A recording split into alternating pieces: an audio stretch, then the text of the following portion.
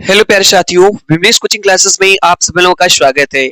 आज हम आप लोगों के लिए लेकर के आए हैं यूपी टीईटी 2017 का पेपर, यानी कि जो एग्जाम आपका 2017 में हुआ था उसके आज इस क्लास में हम आपको पर्यावरण एवं अध्ययन के मींस ईवीएस के जो है 15 प्रश्नों को आज इस क्लास में कराने वाले हैं। ठीक है, जो फर्स्ट 15 प्रश्न पूछे गए थे, यदि आप भी जो है यूपी टीईटी 2026 के लिए प्रिपरेशन कर रहे हैं, जिसका एग्जाम आपका 29 व 30 जनवरी को प्रस्तावित है, तो आप इस टेस्ट को दे सकते हैं और अपना असेसमेंट कर सकते हैं कि कितने प्रश्न आपके सही हो रहे हैं इस ईवीएस के पेपर में। 2017 में जो पेपर हुआ था, इस पेपर में आप कितने प्रश्न सही कर सकते हैं। ठीक, इससे पहले की क्लास में हम आपको बता दें 2011 पेपर, 2013, 14, 16 पेपर के सभी जो है पर्यावरण एवं अध्ययन के सभी प्रश्नों का टेस्ट करा दिए हैं। अगर आपने अभी तक टेस्ट नहीं दिया है तो जा करके टेस्ट आप दे सकते हैं। हमारे इस चैनल पे सभी क्लासेस आपको मिल जाएंगी। आज हम आपको 2017 के जो है 15 प्रश्नों का टेस्ट कराएंगे। ये हमारी क्लास नंबर 7 है, जो है पर्यावरण एवं अध्ययन मींस ईवीएस की। ठीक है, इससे पहले 6 क्लास हमने प्रोवाइड किया जिसमें सभी पेपर्स को हमने करा दिया। तो आप जाकर के देख सकते हैं और अपना असेसमेंट कर सकते हैं कि कितनी अच्छी तैयारी अभी तक आप लोगों ने यूपी टीईटी के लिए किया है। ठीक है, तो आपके सामने यूपी टीईटी 2017 का पहला प्रश्न क्या पूछा गया है कि संविधान सभा ने राष्ट्रीय गान को अपनाया, यानी संविधान सभा के द्वारा जो है राष्ट्रीय गान को कब अपनाया गया? 20 जनवरी 1950 को, 24 जनवरी 1950 को, 21 मई 1949 को, 13 नवंबर 1949 को। इसका आंसर आपको बताना है। ठीक है, मन में सोच लेना है इसका सही आंसर क्या होगा, राइट आंसर क्या हो सकता है, आप लोग बताइएगा। शायद आप सोच लिए होंगे इसका सही आंसर क्या होगा, हम आपको बता रहे हैं इसका राइट आंसर क्या होगा। तो संविधान सभा द्वारा जो है, संविधान सभा द्वारा जो है राष्ट्रीय गान को जो है आपका 24 जनवरी 1950 को अपनाया गया था। कब अपनाया गया था, ये डेट आपको याद होनी चाहिए, बहुत ही इंपॉर्टेंट प्रश्न है ये, कई बार एग्जामों में पूछा जाता है। 24 जनवरी 1900 जो है 50 को जो है अपनाया गया, स्वीकार किया गया। अब हम लोग जो है कि जान लेते हैं थोड़ा सा राष्ट्रीय गान के बारे में। जो हमारा राष्ट्रीय गान है, जो हमारा राष्ट्रीय गान है वो क्या है? जन गण मन है, ये हमारा राष्ट्रीय गान है। इसको सबसे पहले अगर देखा जाए तो सबसे पहले गाया गया था आपका कांग्रेस के कलकत्ता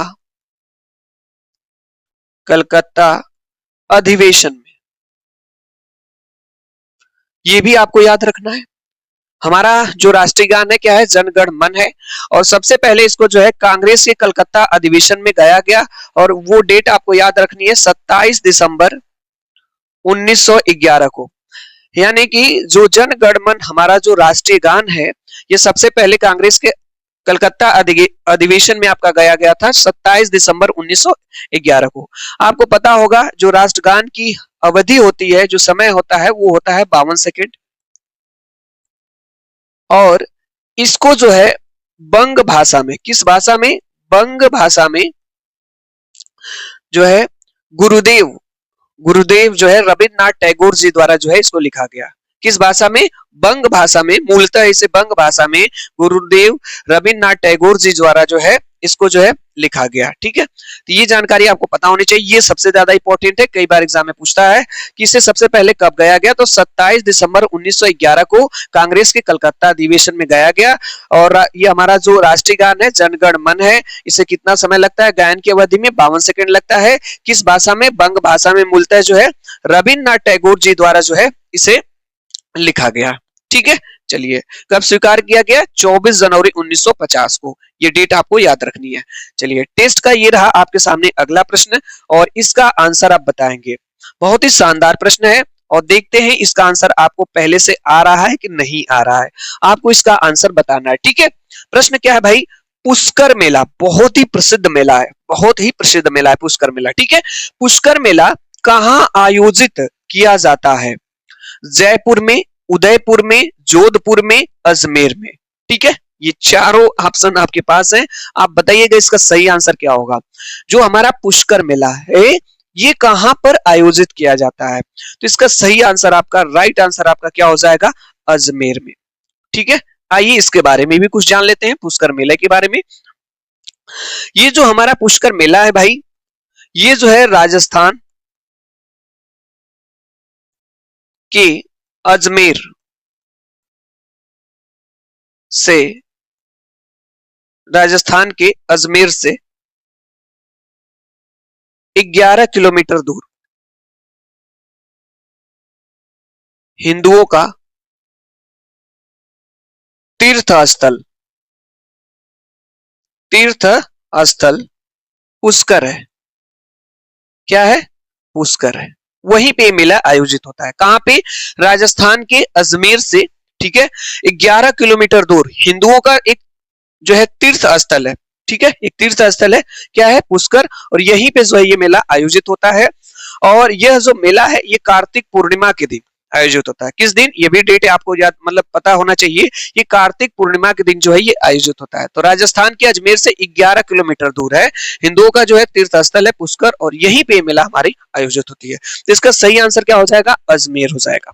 ठीक है, चलिए 2017 यूपीटीटी का दूसरा प्रश्न था।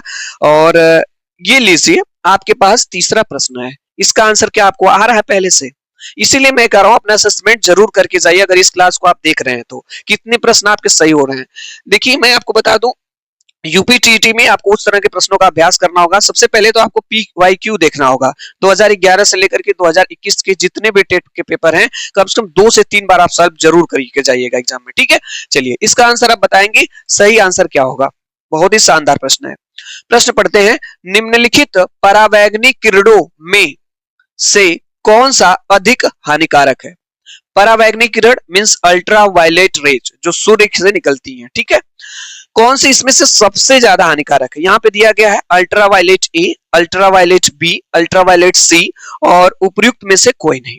बताइए क्या तीनों में से कोई नहीं हानिकारक है? तो ऑप्शन नंबर डी करेक्ट होगा। आप लोग सोच लें इसका आंसर क्या होगा।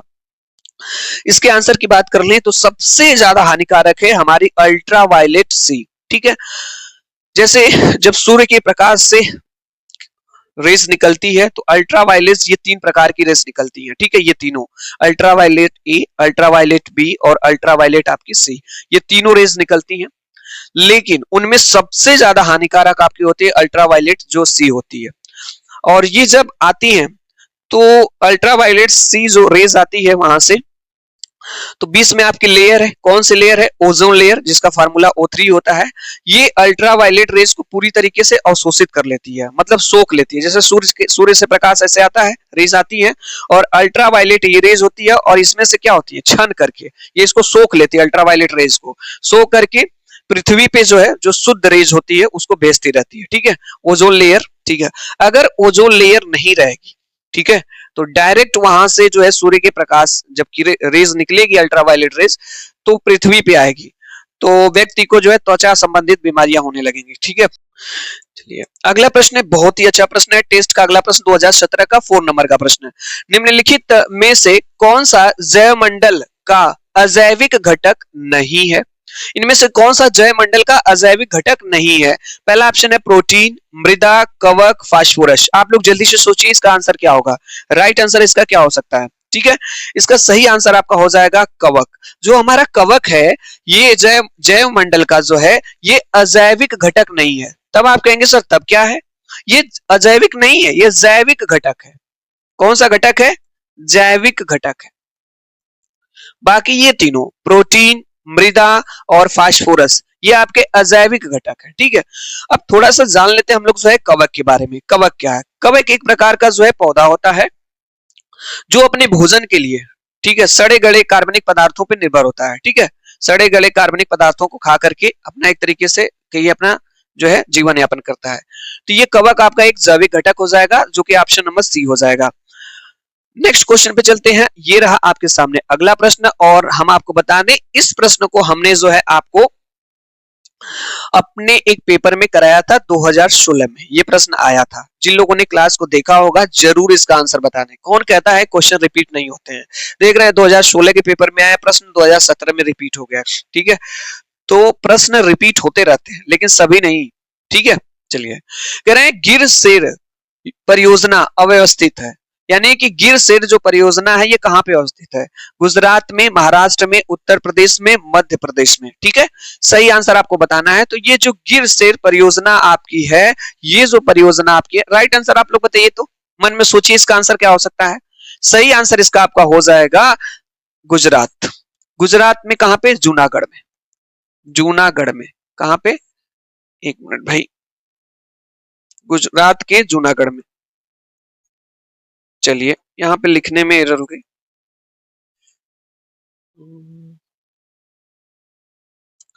गुजरात के जूनागढ़ में, ठीक है। अब हम लोग एक चीज समझते हैं, ये किसके लिए? बब्बर शेर के लिए, एशियाई शेर के लिए जो है ये परियोजना आपकी प्रसिद्ध है, ठीक है। कौन सी? देखिए शेर लगा हुआ भी है, और हमने आपको ट्रिक बताया था, ग से गिर होता है, ग से गुजरात, याद रखिएगा, याद रहेगा आपको, ठीक है। चलिए विदाउट डिले जो है टेस्ट के अगले प्रश्न पे चलते हैं। ये रहा आपके पास 2017 का 6वें नंबर का प्रश्न, ही पूछा गया। चलिए, WWF से आशा है, मतलब ये पूछ रहा है कि WWF से क्या आशा है, ठीक है। मतलब फुल फॉर्म पूछा गया, सिंपल सी बात है। आप लोग बताइएगा इसका फुल फॉर्म क्या होगा पहला। चलिए अगला प्रश्न है, बहुत अच्छा प्रश्न है। प्रश्न पूछा गया है कि गंगा नदी निकलती है, पहला ऑप्शन है अरावली श्रेणी से, लद्दाख ग्लेशियर से, गंगोत्री ग्लेशियर से, मिलाम ग्लेशियर से। आप लोग बताइए, क्या आपको पता है कि गंगा नदी कहां से निकलती है? तो सही आंसर इसका आपका हो जाएगा, right answer option number C means Gangotri glacier से। आइए थोड़ा सा गंगोत्री ग्लेशियर के बारे में आप लोग जान लेते हैं, हम लोग जान लेते हैं ये कहां पे है, ठीक है। भारत का एक प्रसिद्ध राज्य उत्तराखंड है। उत्तराखंड में एक जिला है, ठीक है, उत्तरकाशी। कौन सा जिला है? उत्तरकाशी, ठीक है। आप जाएंगे उत्तराखंड में तो वहां पे एक जिला मिलेगा उत्तरकाशी। उत्तरकाशी में 3900 मीटर ऊंचाई पे, कितने मीटर ऊंचाई पे? 3900 मीटर की ऊंचाई पे, मतलब जो है हाइट पे, गोमुख एक स्थान है, गोमुख, ठीक है, वहां पे जाएंगे। गोमुख जो है, गोमुख में वहीं से जो है गंगा नदी का, वहीं पे आपका ये है गंगोत्री ग्लेशियर, वहीं से जो है गंगा नदी का उद्गम होता है, ठीक है। कहां पे? उत्तराखंड के उत्तरकाशी जिले में 3900 मीटर की ऊंचाई पर गोमुख के निकट गंगोत्री ग्लेशियर है, वहीं से जो है गंगा नदी का उद्गम होता है। ये जो नदी है भारत के 5 राज्यों से, बहुत इंपॉर्टेंट है, ये भी जानते रहिए कितने राज्यों से? भारत के 5 राज्यों से होकर के गुजरती है, मतलब 5 राज्यों से होकर के। पहला कौन है? उत्तर प्रदेश, उत्तराखंड से निकलती है, आपको पता है, उत्तराखंड से निकलेगी, फिर कहां पे जाएगी? उत्तर प्रदेश, उत्तर प्रदेश से होते हुए बिहार, बिहार से इसकी एंट्री हो जाती है कहां पे भाई? झारखंड, झारखंड से फिर कहां पे? पश्चिम बंगाल, और पश्चिम बंगाल से होकर के बंगाल की खाड़ी में जाकर के मिल जाती है, ठीक है। मतलब भारत के 5 स्टेट से होकर के ये गुजरती है, ठीक है। कहां से निकलती है? उत्तराखंड से, उत्तर प्रदेश, बिहार, झारखंड, पश्चिम बंगाल होते हुए बंगाल की खाड़ी में जाकर के मिल जाती है। और यह जो है उत्तरकाशी, उत्तराखंड के उत्तरकाशी में 3900 मीटर की ऊंचाई पर गोमुख के निकट के पास जो है गंगोत्री ग्लेशियर है, वहीं से गंगा नदी आपकी निकलती है। ये आपका ऑप्शन नंबर सी हो जाएगा, इसके बारे में हमने जान लिया। चलिए नेक्स्ट क्वेश्चन पे हम लोग चलते हैं। ये रहा आपके सामने अगला प्रश्न, बहुत ही शानदार प्रश्न है, यूपीटीईटी 2017 का। ये रहा आपके पास 8वां प्रश्न। प्रश्न क्या भाई है कि भारत में निम्नलिखित में से कौन सी एजेंसी मुख्य रूप से प्रदूषण के मापन से संबंधित है? यानी किसके मापन की बात कर रहा है भाई? प्रदूषण के मापन से संबंधित है। कौन सी एजेंसी है भाई, बताएंगे आप लोग? ग्रीन ट्रिब्यूनल, केंद्रीय प्रदूषण नियंत्रक बोर्ड, केंद्रीय जल आयोग, सर्वे ऑफ इंडिया। आप लोग बताइएगा प्रदूषण के मापन में भारत की कौन सी एजेंसी है, ठीक है, मुख्य रूप से इससे संबंधित है। सही आंसर आपको बताना है, राइट आंसर, सही आंसर इसका हो जाएगा ऑप्शन नंबर आपका बी, केंद्रीय प्रदूषण नियंत्रण बोर्ड। याद रखिएगा कि भारत में जो केंद्रीय प्रदूषण नियंत्रण बोर्ड एजेंसी है, ये प्रदूषण के मापन से, मेजरमेंट से संबंधित है, ठीक है, इसको याद रखिएगा। नेक्स्ट क्वेश्चन पे चलते हैं। ये रहा आपके सामने अगला प्रश्न, इसके बारे में आप बताएंगे क्या होगा। प्रश्न हमारा यहाँ पे है कि कोटोपैक्सी एक जागृत ज्वालामुखी है जो अव्यवस्थित है। यानी कोटोपैक्सी एक जागृत ज्वालामुखी है, ये कहां पे स्थित है? अवस्थित है। सिसिली में, हवाई में, एंडीज में, रॉकीज में। सही आंसर आपको बताना है, राइट आंसर इसका क्या होगा? तो कोटोपैक्सी एक जागृत ज्वालामुखी है जो आपकी एंडीज पर्वतमाला में स्थित है। कहां पे? एंडीज पर्वतमाला में स्थित है, ठीक है। चलिए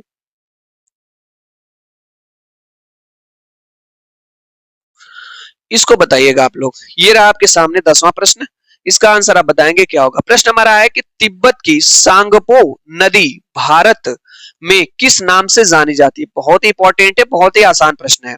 आपको बताना है तिब्बत की जो ये सांगपू नदी है, ये भारत में किस नाम से जानी जाती है? गंगा, यमुना, ब्रह्मपुत्र, सिंधु नदी से। सही आंसर आप बताएं, सोच लें आप लोग इसका क्या आंसर होगा। क्या आपको ये प्रश्न आ रहा है? सांगपू नदी भारत में किस नाम से जानी जाती है? सही आंसर इसका हो जाएगा ब्रह्मपुत्र। किस नदी से जो है किस नाम से जानी जाती है? ब्रह्मपुत्र। तिब्बत में सांगपो नदी भारत में ब्रह्मपुत्र के नाम से जानी जाती है। जब ये बांग्लादेश में जाती है तो इसको जमुना कहा जाता है। याद रखिएगा, बांग्लादेश में। कहां पे? बांग्लादेश में। इसको किस नाम से जानते हैं? जमुना के नाम से जानते हैं। भारत में ब्रह्मपुत्र के नाम से। तिब्बत की क्या है? सांगपो नदी है। आगे चलते हैं अगले प्रश्न में, ठीक है। टेस्ट का अगला प्रश्न क्या है भाई? अच्छा, यहाँ पे क्वेश्चन तो कुछ अलग दिखाई दे रहा है। एक मिनट,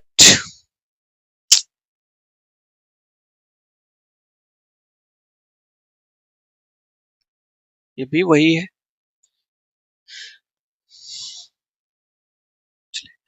इस क्लास में बस हम लोगों ने 10 ही प्रश्न किया है। इसके जो ये सब प्रश्न है भाई दूसरे क्लास से आ गए हैं, पहले के पेपर्स के हैं, ठीक है, जिसको हमने पहले के क्लासेस में आपको करा दिया है। अब इस क्लास में 10 प्रश्न आज हमने कराए हैं जो यूपीटीईटी 2017 के, ठीक है, इसको हमने करा दिया। बाकी के जो 20 प्रश्न थे अगली क्लास में हम आपको कराएंगे। 5 प्रश्न इसमें और थे, चूंकि इसमें है नहीं पीपीटी में, ठीक है, तो हम नेक्स्ट क्लास में आपको जो बचे हुए 20 प्रश्न 2017 के उसको करा देंगे, ठीक है। बाकी ये 10 प्रश्नों में आपके कितने प्रश्न सही हुए अपना असेसमेंट करिए, और अगली जो क्लास हम आपके लिए लाएंगे उसमें 20 प्रश्न आपके रहेंगे, ठीक है। यदि ये क्लास आपको अच्छी लगी हो तो हमारे इस चैनल से विमलेश कोचिंग क्लासेस चैनल से आप जुड़ जाइए। हम आपको बता दें, हम आपके लिए सीटेट का जो है पीवाईक्यू प्रीवियस ईयर स्टार्ट कर दिए हैं। यदि आप सीटेट के लिए भी प्रिपरेशन कर रहे हैं जिसकी एग्जाम आपकी 8 फरवरी को हुआ, हम आपको बता दें एक चीज तो है, सीटेट का जो एग्जाम आपका है ये 8 फरवरी को प्रस्तावित है, दिन आपका संडे है, और 8 फरवरी 2026 को, और ये एग्जाम आपका कंफर्म है, डेफिनेटली आपका एग्जाम हो जाएगा, ठीक है। और सीटेट के लिए अगर आप प्रिपरेशन कर रहे हैं तो हमारे इस चैनल से भी जुड़ जाए। हम आपको सीटेट के लिए भी 2011 से अभी स्टार्ट किया हमने, सीडीपी अभी हमने आपको कराया है, और इसके बाद हिंदी जितने भी पेपर्स हैं 2011 से लेकर के 2024 तक जो है सीटेट के सभी पेपर्स को हम जो है सीरियल क्रम से आपको जो है सीक्वेंस वाइज कराएंगे। जरूर आप उन सभी टेस्ट को दीजिए और यूपी टेट के लिए भी बहुत अच्छे ढंग से तैयारी करते रहिए। क्लास देखने के लिए आप लोगों का बहुत बहुत धन्यवाद। Thank you so much. Next मिलते हैं।